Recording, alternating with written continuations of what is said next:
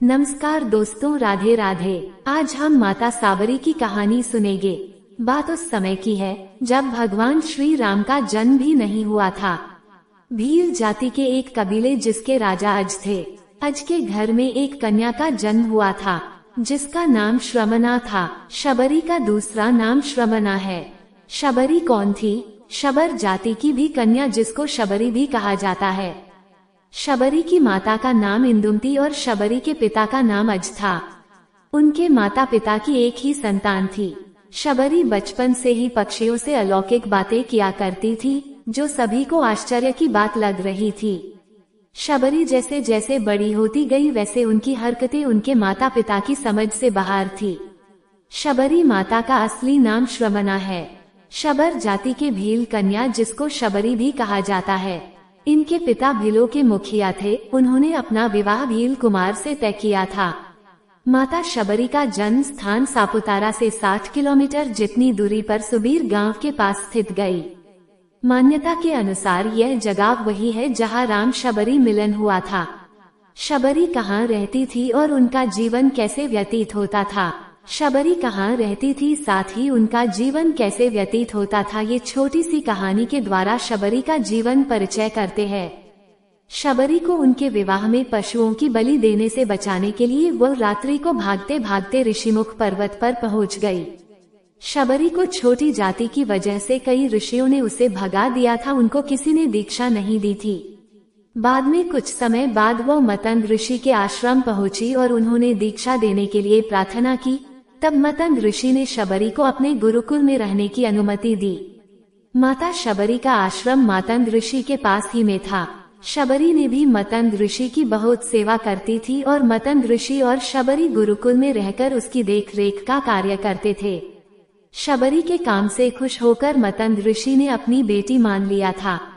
समय के साथ मतंग ऋषि का शरीर भी बूढ़ा हो गया था। एक दिन मतंग ऋषि ने शबरी को अपने पास बुलाया और कहा कि बेटा, मैं अपना देह त्याग रहा हूँ। बहुत साल हो गई इस शरीर में रहते रहते। शबरी ने कहा, मैं अकेले जी के क्या करूँगी, इसीलिए मैं भी अपना देह त्याग दूंगी। तब मतंग ऋषि ने कहा, एक दिन तुम्हारे पास राम आएंगे, वही तुम्हें मोक्ष देंगे। इसी तरह मतंग ऋषि ने अपना देह त्याग दिया। उसी दिन से शबरी हर रोज भगवान राम की राह देखती थी और भक्ति करती थी। अपनी कुटिया के बाहर रोज श्री राम के आने की राह देखती थी। शबरी की माता पिता ने एक ब्राह्मण से कहा कि शबरी वैराग्य की बातें करती रहती है। ब्राह्मण ने सलाह दी कि इसका विवाह करवा दो। उनके पिता अज ने शबरी का विवाह एक भील कुमार से तय किया। राजा अज और इंदुमती ने विवाह की तैयारियां शुरू कर दी। राजा अज और इंदुमती ने शबरी के विवाह के लिए पशु पक्षियों को जमा कर दिए। फिर जब इंदुमती शबरी के बाल बना रही थी तब शबरी ने अपनी माँ से पूछा, हमारे बाड़े में इतने पशु पक्षी क्यों हैं? तब माता इंदुमती ने बताया, ये सब तुम्हारे विवाह के लिए है। तुम्हारे विवाह में मेहमानों के लिए बहुत बड़ा भोज तैयार किया जाएगा। शबरी को ये बात अच्छी नहीं लगी। राजकुमारी नेकदिल और दयालु स्वभाव की थी, इसीलिए शबरी ने कहा, मेरे विवाह के लिए मैं इतने सारे जीवों की बलि नहीं दूंगी। अगर मेरे विवाह से इतने जीवों की बलि दी जाएगी तो मैं ये विवाह नहीं करूंगी। उसने सोचा, ये कैसा विवाह जिसमें इतने पशुओं की बलि दी जाएगी, इससे तो विवाह न करना ही अच्छा है। यही सोचकर वह अपनी शादी के एक दिन पहले रात्रि में उठकर जंगल में भाग गई। यही सोच में जानवरों को रखी गई जगह पर शबरी पहुंची। उसने सोचा कि उन्हें खोल देती हूँ, लेकिन वो ऐसा नहीं कर पाई। उसके बाद रात में वह जंगल की तरफ भागने लगी। शबरी को विवाह नहीं करना था, इसीलिए वह जंगल की तरफ भागते भागते ऋषिमुख पर्वत पहुंच गई। वो कई ऋषिमुनि रहा करते थे। शबरी को लगा कि वो भी इसी जंगल में किसी तरह ऋषिमुनियों की सेवा करके अपना जीवन व्यतीत करेगी। शबरी उसी जंगल के एक हिस्से में किसी तरह रहने लगी। शबरी रोजाना सुबह जल्दी उठकर ऋषि मुनियों की झोपड़ी के आगे झाड़ू लगाती और हवन के लिए लकड़ियां भी लेकर रख देती थी। ऋषि मुनियों को सोचने लग गई कि जंगल में उनके काम अपने आप कैसे हो रहे हैं। कई दिनों तक ऐसा चलता रहा, लेकिन एक दिन शबरी को ऋषि ने देख लिया। उसे देखते ही उसका परिचय पूछा। शबरी ने उसका परिचय बताते हुए कहा कि वह भील जाति के राजा अज और इंदुमती की पुत्री है। जैसे ही शबरी ने बताया कि वह भील आदिवासी परिवार से संबंध रखती है, तो ऋषियों को बहुत क्रोधित हो गए और शबरी को भला बुरा कहा। शबरी को बिल्कुल पता नहीं था कि उसकी जाति छोटी है और उसे ऋषियों द्वारा जाति की वजह से अपमान सहन करना पड़ेगा।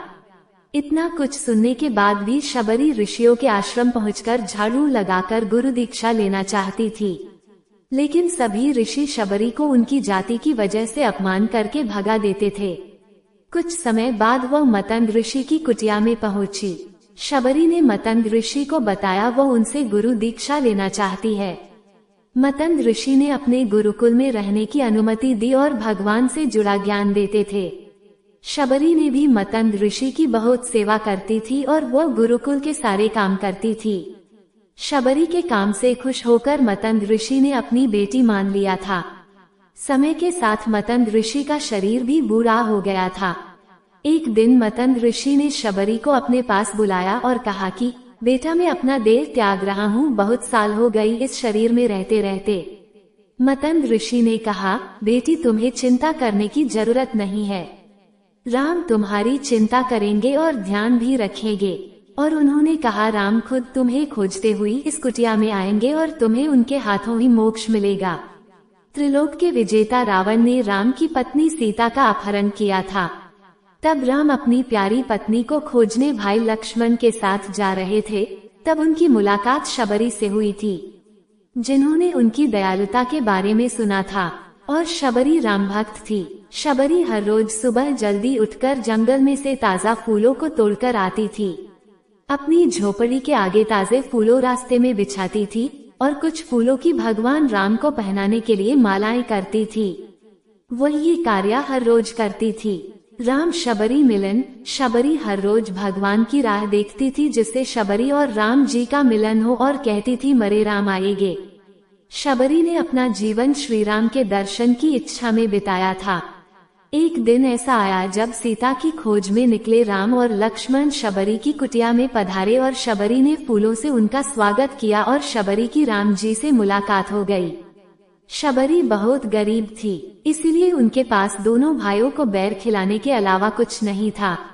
शबरी ने सारे बैर चखा, जो बैर मीठे थे वही राम को खिलाए, क्योंकि राम को कोई बैर खट्टे न लगे, इसलिए शबरी ने सारे बैर चखे और बाद में राम को खिलाए। झूठे शबरी के बैर श्री लक्ष्मण जी को नहीं अच्छे लगे, इसीलिए उन्होंने कोई देखे नहीं वैसे अपने पास रख दिए थे। शबरी और राम का संवाद बहुत देर तक चला। शबरी ने श्री राम को मीठे बैर भी खिलाए। उनके प्रेम भरे आगमन से भगवान श्री राम बहुत ही प्रसन्न हुए। शबरी पूर्व जन्म में कौन थी? शबरी पूर्व जन्म में एक परमहिसी नाम की रानी थी। एक बार कुंभ के मेले में परमहिसी रानी और राजा दोनों साथ में गए थे। राजा का वह पर शिविर था। रानी ने एक दिन अपनी खिड़की से ऋषियों का समूह देखा। वह हवन कर रहे थे और मंत्रों का उच्चारण कर रहे थे। उसको देखकर रानी का मन वह बैठने का कर रहा था। रानी ने वह जाने की राजा से अनुमति मांगी, लेकिन राजा ने इनकार कर दिया और कहा, रानी आप ऋषियों के बीच बैठने नहीं जा सकती, यह आपको शोभा नहीं देता। ये सुनकर रानी अपने कक्ष में जाकर उदास होकर रोने लगी। रानी रात में राजा से बिना बताए अपने कक्ष से निकलकर त्रिवेणी तट पर पहुंची और वहां गंगा माँ से प्रार्थना करने लगी। रानी ने याचना करते हुए कहा कि हे माते, अगर मुझे दूसरा जन्म मिले तो रूपवान और रानी मत बनाना। अब मैं आप में समाना चाहती हूँ। इतना कहकर परमहिसी जल में समाधि ले ली और देह त्याग दिया। इसी कारण अगले जन्म में शबरी रूपवान नहीं थी और कोई रानी भी नहीं थी।